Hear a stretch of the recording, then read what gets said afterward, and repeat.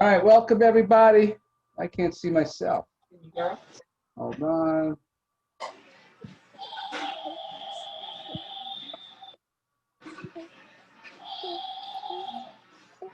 Ryan. Hello. Can you guys hear me? Yes. Yeah? All right. Hello. Okay. I can hear you. All Brittany's right. here with Ruby. All right, so welcome everybody. I can't see anybody.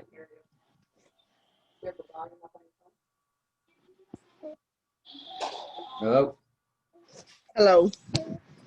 Can you guys see me too? Yeah, I can see you in the slide. All right, great. Can anybody else?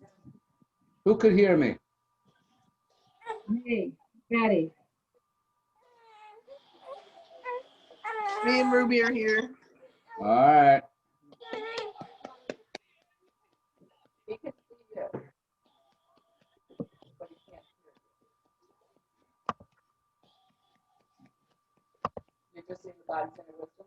Everybody else could see me. Oh, he sees me on the phone. So yeah, All right. Well, welcome everybody to Your Bodies Inner Wisdom. Intro to the nervous system. Man, for some reason I can't see anybody. So I'm just going to be talking. I'm just going to be talking to the computer. Now, how I always start this workshop is: does anybody remember how chiropractic started? Anybody No, remember the story?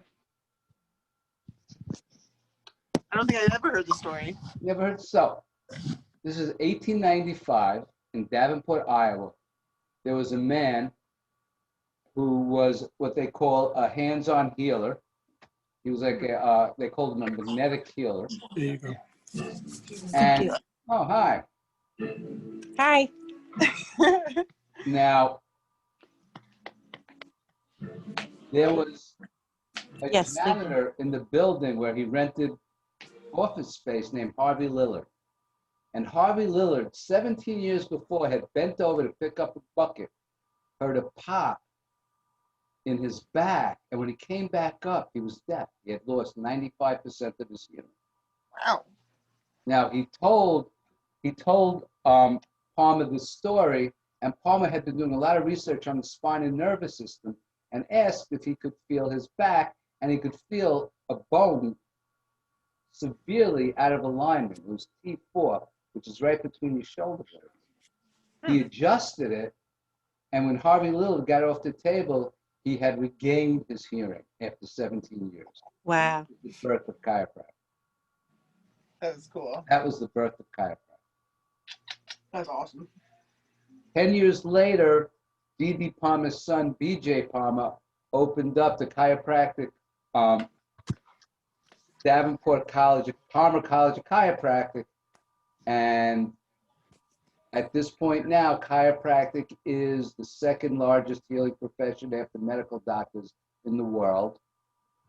And we are currently, this is very interesting. When I first went to chiropractic school, we were seeing 8% of the population. We are currently seeing 50% of the population is under chiropractic. Wow. Isn't that cool? Yeah, That's that's awesome. fantastic. All right. So I have a question for everybody. Hold on.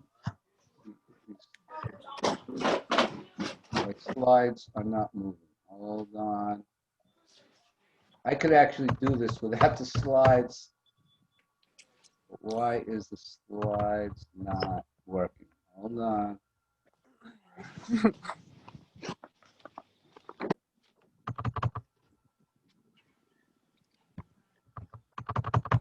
Slides aren't working.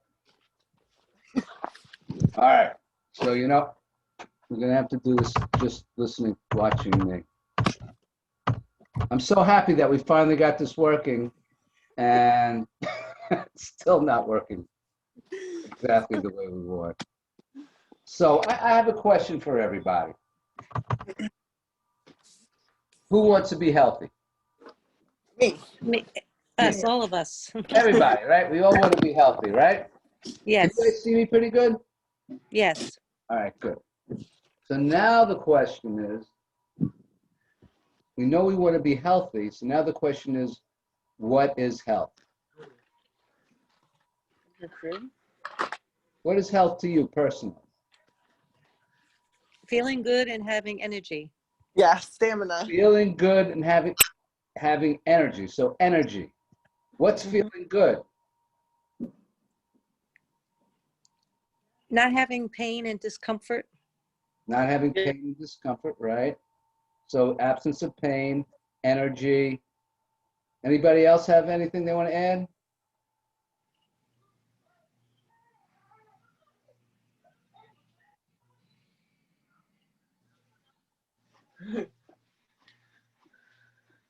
Happy?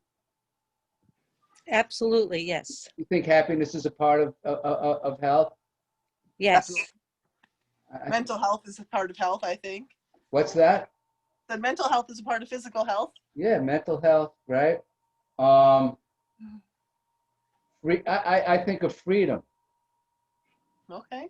You know what I mean by freedom?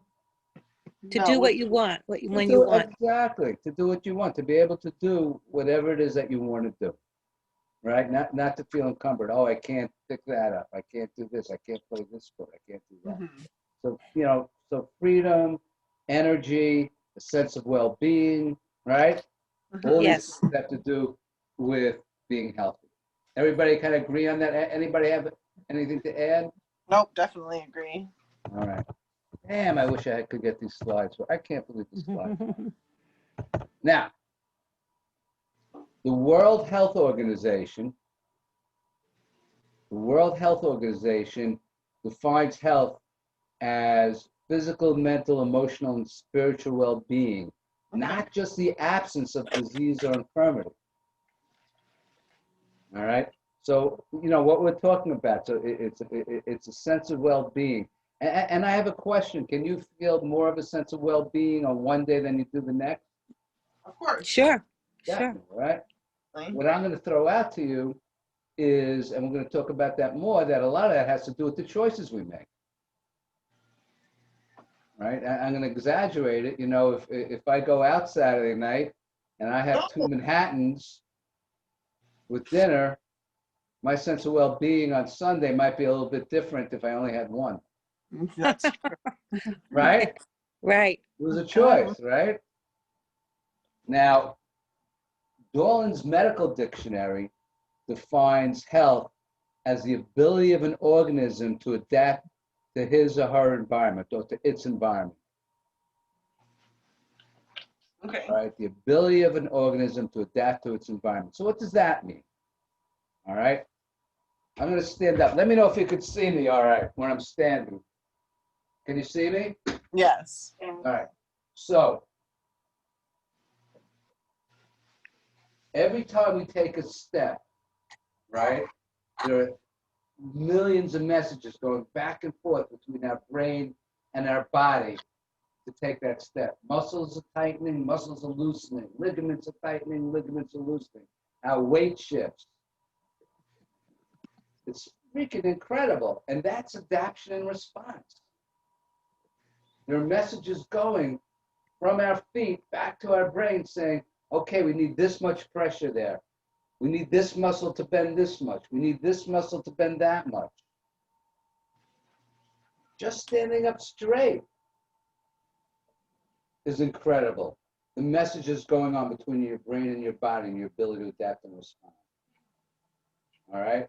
Now, tell me, when you start walking faster, what's one of the things that your body does to adapt and respond? Your heart rate goes up. Right, your heart rate goes up, exactly. What else? Your body moves faster. Your body moves faster, right? And the proper ligaments and muscles all have to work harder. Work harder. Lungs, you need more oxygen, right? All this is adaptation and response. And all this is happening between your nervous system and your body. All right? When there's a blockage between the brain and the body. And what do we call that in chiropractic? Subluxation. Subluxation. We're not able to adapt and respond the same way. The messages aren't going back and forth. In fact, go, hold on 1 second.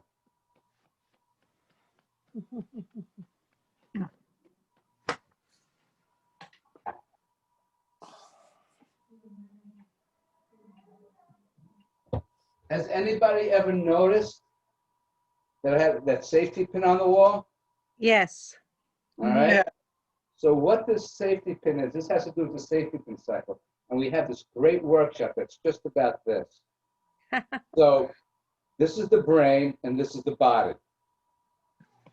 The brain, the body usually will send messages to the brain like, hey, I see this dog that's foaming in the mouth, right? Brain sends a message back to the body. Start running, right? Yes. Adaptation and response. Let's go put our clothes away real quick. When we have a subluxation, you see that? It cuts that communication. Without that communication, we're not able to adapt and respond. Mm-hmm. Yes. Make sense? Yes. Now, how about, anybody have the experience, I'm sure everybody has, where you're walking down the street and all of a sudden there's a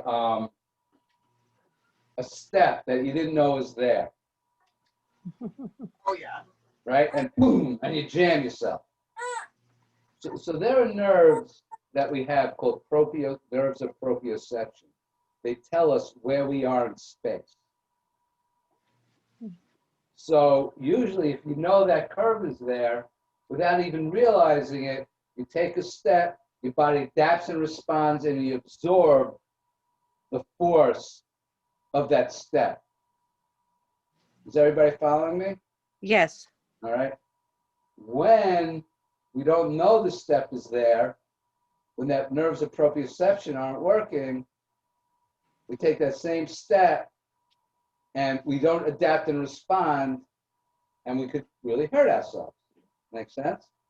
Yes. And if we're subluxated and we're not getting those messages, we're not able to adapt and respond to many things that we do, and we could damage us.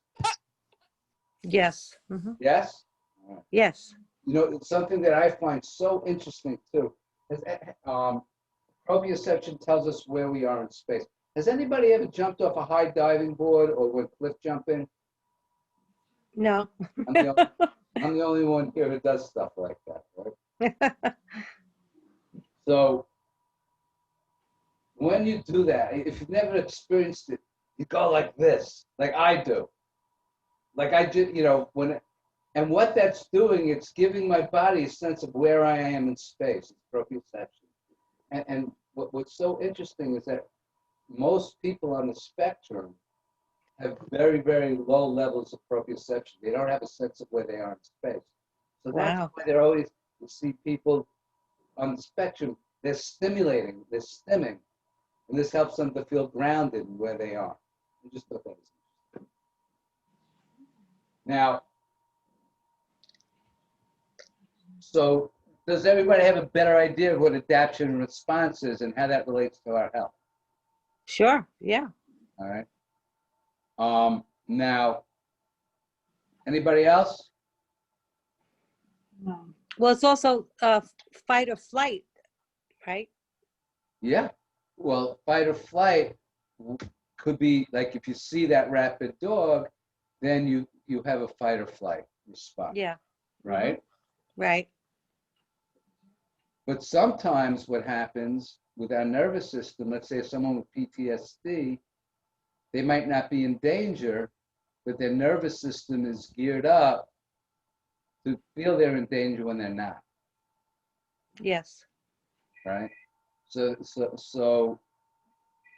they're not really adapting and responding.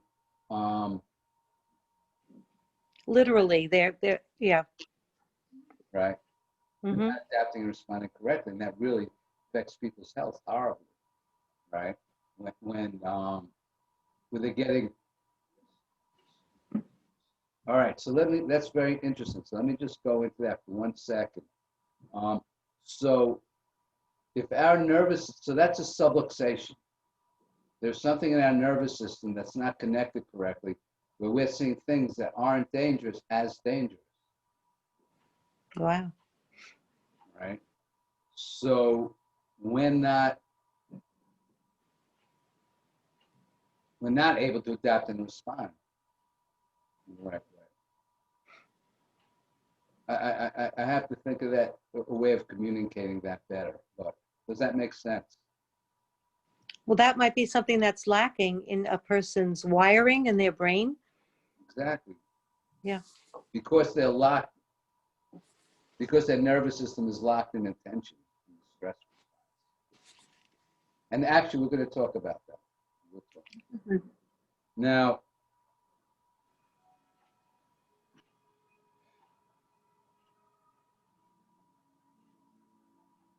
I wish I have one slide. This one slide is very helpful.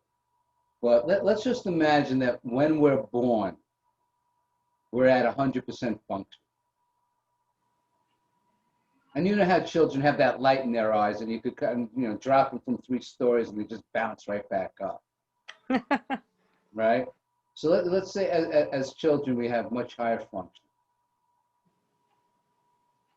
And as we age, we have all these different stressors on our body, just even the stress of gravity, but all the mental, emotional stresses. We go to school and we have to make a living, and we get married, and we have mortgages, and all the tension and stress starts building up in us. And here we are, maybe 30, 40, 50 years old, and our back goes out. And that back going out, it's very well accumulation of years and years of stress and trauma. Yeah. Everybody agree with that? Oh, yeah, sure. Is there anybody Yes. talking other than Naomi? I'm here. Sorry, I'm putting Ruby to sleep. Oh, all right. I'm listening though. All right, thanks. So if you went, what most people will do is your back goes out, you go to a medical doctor. What's the medical doctor going to do for you? It's going to give you medicine, pills. Right. Yeah. So let me take a step back too. So let's say also birth is at 100% function and death is 0% function, Okay. right? Yeah. All right, death is at 0% function. So here we are, our back goes out, we end up in the medical doctor, he gives us some drugs. It didn't really change, take the pain away, but we're still going in that same route of a breakdown in function. Sure. Yeah. Deterioration until we die, Yeah. right? Yes. You come to a chiropractor, what we're trying to do for you, and what I see we do for you, is actually start reversing the effects of all that stress and trauma on your body and start increasing and bringing function back. Yeah, sure. Definitely. All right, we're bringing function back. And of course, we're all going to end up at 0% function. Oh, dear. Right? But we don't need to get old and deteriorate and break down. That Oscar Wilde said, I want to be like a candle burning brightly to the very end. Yeah, that's a nice sentiment. And that's what I see that chiropractic is all about. And that Yes. lifetime care and studies support this, that people, seniors under lifetime care, and I can't believe I'm actually becoming a senior soon. Oh, you're still young. Seniors under lifetime care have 50%, at about 50% less doctor visits, 50% surgeries, 50% less drugs taken. Yeah. My mother-in-law lived to be 101, and she went to a chiropractor up until about the age of 80, and then she became incapacitated. But she was a strong lady. She was never on any medication. Yeah. She had all her buttons. That's awesome. Now, so I have a question for everybody now. Is a fever healthy? Not normally. You say, I don't know. I don't know. Britt, you're saying it's not healthy? Not No, always. you I mean, say- depending. You're not sure? Anybody else? I Like it's a think, natural reaction. Yeah. Like toddlers, they say toddlers get fevers when they're teething and stuff like that. But yeah. I don't Can know I the ask you answer guys to a that. question? Do you wash your dishes with cold water or hot water? hot water, because it kills the germs. So I would assume a fever would do the same thing. Exactly. Really? Wow. Makes sense. Exactly. So fever actually is the body's way of fighting germs. Wow. That's interesting. All right. So does it make sense if you turn on TV, they tell you, oh, you have a fever, take this Tylenol to put or this drug to put your fever down. You're interfering with the body's natural ability to kill the germs. Exactly. So you're actually keeping your body from doing what it needs to do. Wow. Stopping the fever. Now, a lot of people say, well, if the fever gets too high, it could cause like a brain injury for the child or something. That's not true. Wow. The only way that somebody could really have brain injury from heat is if they get stuck in a car and the windows are closed, and from that kind of heat injury, not from a fever. Yeah. Heat prostration. Now, how about, is coughing healthy? Yes, it loosens the phlegm so your body can get rid of it. Right. It's a way of keeping germs from going down into your lungs. Yeah. Hmm. How about vomiting? Yeah, your stomach is unhappy with some kind of a bacteria and your body's getting rid of it. Exactly. You eat some lo mein, you end up with ptomaine and gloriously puking your guts out. Yeah, So yikes. these are all these things where you feel sick, but it's actually healthy. How about pain? Yeah. What about what? Pain. I don't know about that. Let The me put body it is, this way. I have a friend whose cousin is a quadriplegic, and he can't feel anything in his body. And somebody sat him next to a radiator, wow. and he ended up with third-degree burns, and ended up Wow. getting gangrenous and had to get his leg amputated. Wow. Yeah. Wow. Right? So pain is actually a good thing because it tells us something's wrong. Sure. Yeah. Right? Can you imagine going to a mechanic because your engine light is on and he puts black tape over it, Ignoring the problem. ignoring the problem? Is that any different than taking Tylenol when you have a headache? No. Not really, right? Now, in chiropractic, we have a philosophy.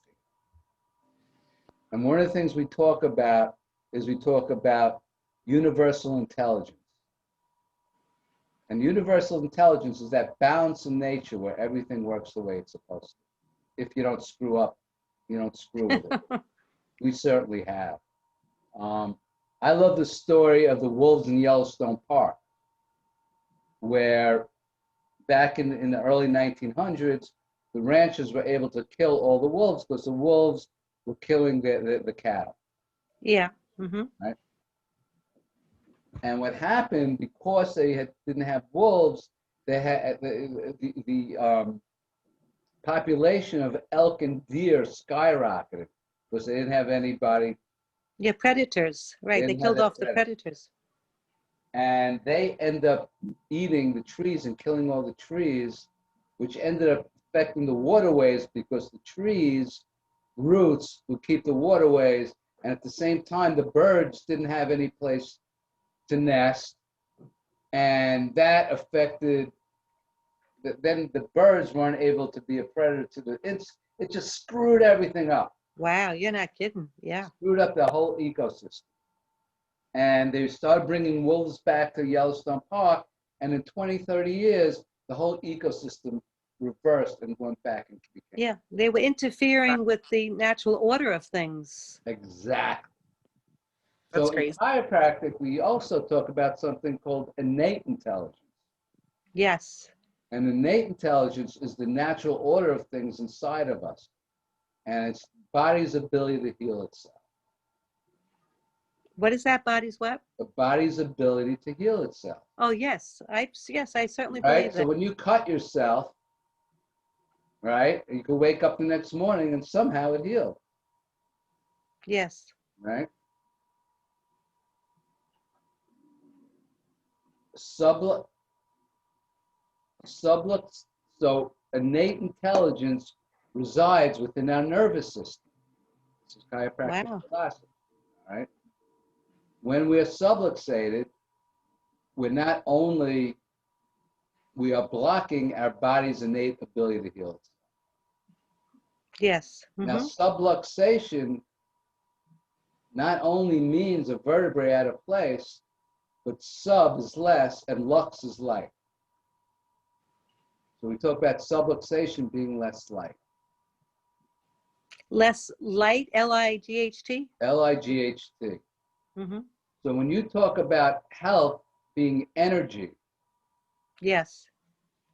I think of that energy as almost like light. We all have this innate amount of energy, and it gets buried under the stress of subluxation.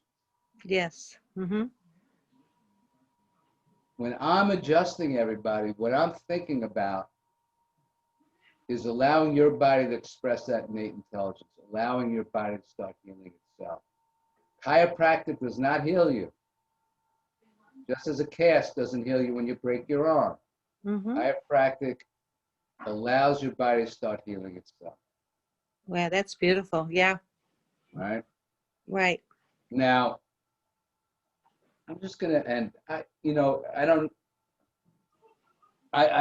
have had the honor and pleasure of seeing lots of babies in my office. And I went to school for that. And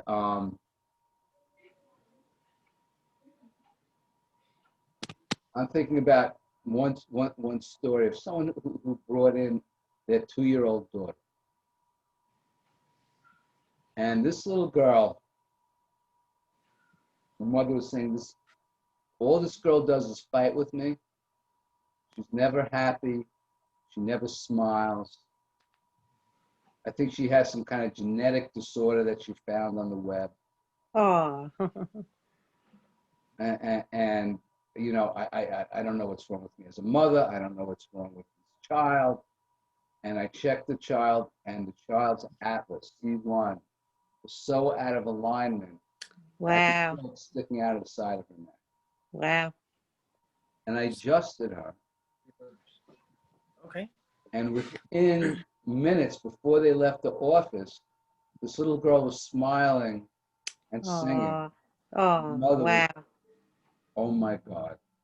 Wow. Isn't that It's got something? because they can't express how they feel, so it's like they can't tell you what hurts. I always wonder if my son is like sore, like if they slept the wrong way, or if he's sore, Yeah. like you never know because they Yeah. can't express that. And this Right. girl, she probably wasn't even in pain. Yeah. But the subluxation itself affected her nervous system to the point where she was locked in this fight or flight. She was miserable. Oh. Oh. Wow. Poor She baby. was unhappy. Yes. Yeah, that's crazy. And what the adjustment did is just unlocked her nervous system so she could actually be more herself. Isn't that something? Wow.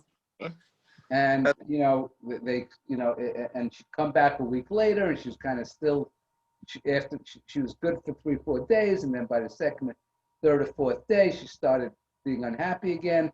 And after actually maybe 2 months, a month, we just had this happy, sweet child all the Wow. Oh, that's wonderful. That is awesome. So it just gives you an understanding of how much these subluxations could really affect how we feel. Oh, yeah. I wish I took my first one. I wish I took my firstborn when he was Not too late. It's true. Not too late. So I want to thank everybody for spending this time here with us. And I also, if you could, everybody here, we as chiropractors don't have the money like the drug companies to have these big commercials on television. Yes. So true. Right. So we rely on our patients to get the word out. So Yes. it's like a grassroots. Yeah. Well, thank Elizabeth. Elizabeth Ann has been touting your greatness to me for years. And it's not my greatness, it's chiropractic. Right. And you've helped her so much. So if you know anybody who doesn't know what you know about chiropractic, if you could think of one person, please let them know. Yes, I I am. will. My daughter-in-law who has Crohn's disease. I'm trying to talk her into going to a chiropractor. Right. Hmm. Thank you, everybody. Love you all.